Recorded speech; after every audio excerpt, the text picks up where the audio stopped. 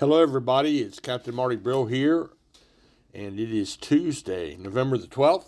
Thanks for joining us here on our little podcast. Don't have a whole lot to talk about today, but we'll paint a picture of where we stand weather-wise and fishing-wise when I come back in just a moment. Electricity, something I don't mix well with at all, and that's why I only trust the folks at ELS OBX. ELS OBX offers a variety of services from custom electrical installations to lighting design. ELS OBX has the experience and know-how to complete any job. They're committed to providing the highest quality lighting and electrical installations or service at affordable prices. Visit them online at elsobx.com to get a brighter idea of how shockingly awesome they are. See what I did there? ELS OBX, electrical and lighting solutions you can count on. Red Drum Tackle in Buxton is the oldest complete tackle shop at Cape Hatteras. And being the closest tackle shop to Cape Point, Red Drum Tackle has been welcoming fishermen to Hatteras Island with a wide selection of bait and tackle, skilled custom rod builds, rod and reel repair, expert knowledge and information since 1974.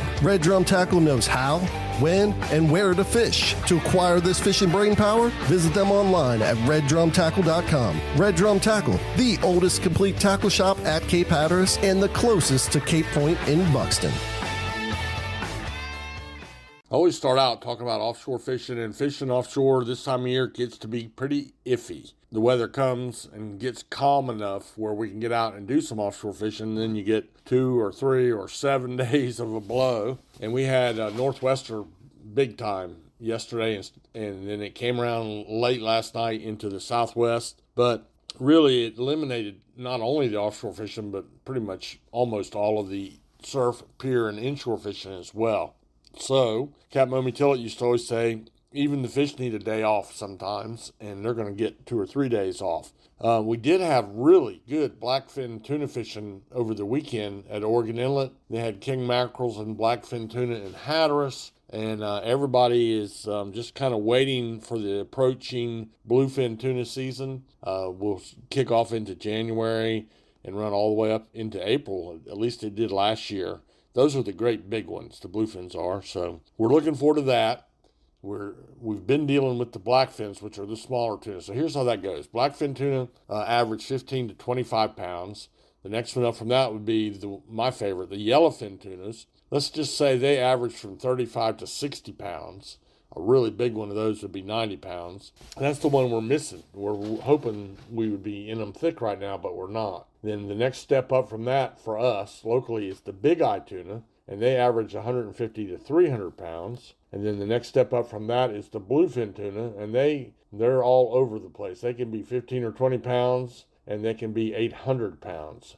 And those are called giants, and that's the ones that everybody's coming from all over the world to fish for in January, February, and March. That a lot of that is going to be a release type fishery. You're only allowed to keep, a charter boat's only allowed to keep one of those a year. And there's a lot of things that have to be decided on to which one is that charter boat captain going to keep. That's of the great big ones. And I put it in weight rather than inches, because I know a lot of y'all are not familiar with how inches turn into pounds, but the giants are roughly 400 pounds and up. And then there's the smaller size fish that are in that 200 to 400 pound range. You can keep 2 of those a day. And so that's what a lot of the charters will end up with if they keep something, and then they'll release the big one most of the time. As far as any other boat fishing, there was none, of course. Inlets are rough, and ocean's been really rough. And as we jump over into the pier and surf report, it had a big effect on that too. Several of the piers were closed yesterday or closed middle of the day. There's just no point in it. And so even when you're standing on a pier, it gets to be more, you can't hold bottom with your rig. It's just really, really hard. So I don't have any pier report. The only report I have of any kind from yesterday is a few hardy souls went out and caught a few sea mullet down in Avon, and that's all I have. And that was probably really, really iffy, although there has been a really good sea mullet bite down on Hatteras Island for the last week when the weather calms down.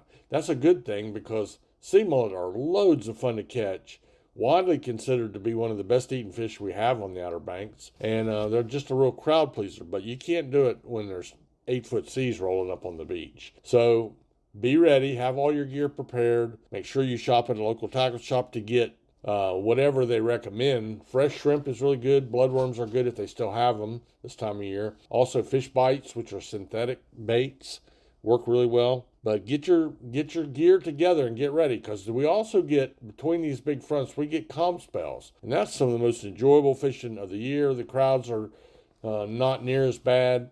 A lot of our restaurants you can get in without having to wait in line. It's just a good time of year to fish on the beach. And down in places like Cape Point, there's still big drum to be caught. So keep all that in mind. We'll take a little break right here, and I'll come back and just touch on the backcountry fishing and tell you what's going on in the Pamlico. Let's be real. No one wants to deal with nasty varmints like mice, roaches, creepy crawlies, and critters. Leave that work to the experts at Outer Banks Pest Control. Outer Banks Pest Control is the best on the beach when it comes to eradicating those unwanted creatures. They've been in business for over 25 years with well over 100 years of combined exterminating experience. Outer Banks Pest Control, the best on the beach with a proven track record of excellence since the year 2000, and online at outerbanks-pestcontrol.com. So in the Pamlico Sound, which is really one of the, we have numerous big sounds, but a lot of the activity has been the speckled trout bite in the Pamlico. But that's not the only sound. The Croatan and the Roanoke also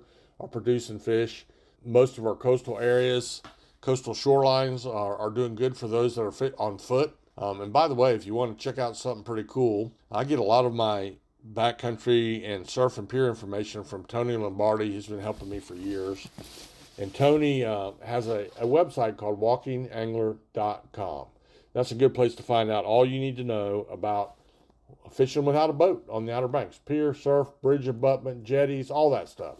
So go check that out. That's walkingangler.com. And I know that Gray Davis and some of the other guys have been doing pretty good on a speckled trout bite. But again, you don't fool around with the weather this time of year. And you don't take chances. When these fronts are coming through, you need to leave if they say the front will be through at 2:30 this afternoon, you need to be sitting at the dock at noon. Don't push your luck, because that sound is shallow and it gets really rough really fast. And the water temperature is now dropping down into the 50s. That's a dangerous combination of things. So go with the professionals, file a float plan. I say it almost every episode. Have all the proper survival gear you're going to need. Charge up your phone batteries. And if you're going to do that, if you're going to play that game this time of year, you need to be really careful. Also, this is the time of year to book your stuff for next year.